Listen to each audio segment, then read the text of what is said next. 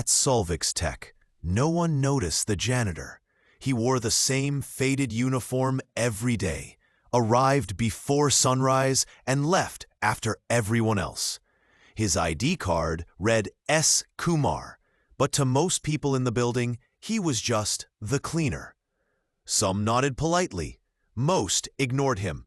He never seemed to mind, but there was something unusual about Kumar. While mopping the marble floors or wiping down touchscreen panels, his eyes weren't just scanning for dust.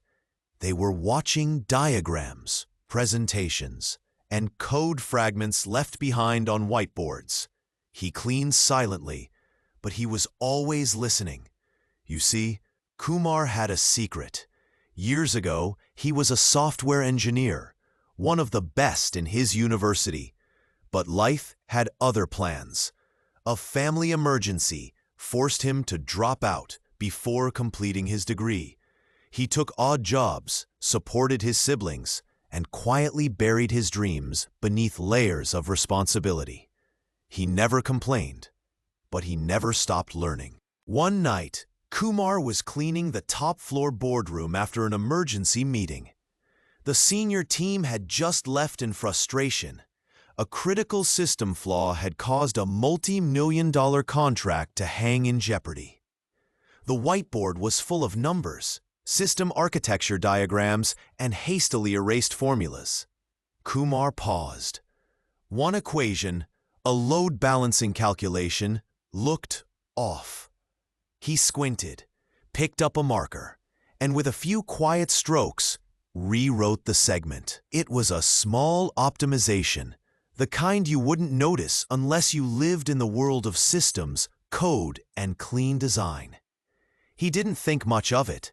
He just left the room as spotless as always, whiteboard included. The next morning, the CTO stormed into the same boardroom for a follow-up meeting. He froze. The board had changed. "Who wrote this?" he demanded. No one knew. They reviewed the modified equation, cross-checked it, ran simulations. It worked. The flaw was solved, not just patched, perfected. Security footage traced the change back to one man, S. Kumar. The boardroom, once a place where his footsteps echoed alone, now echoed with disbelief. Executives who had never looked him in the eye were now requesting meetings. A private conversation with the CTO followed.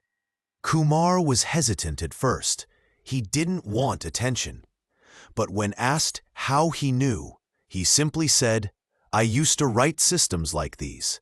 I still read them when I clean." Word spread quickly, not just across the company, but through the industry. Solvix didn't lose the contract. In fact, they gained new clients, impressed by the precision of their solution.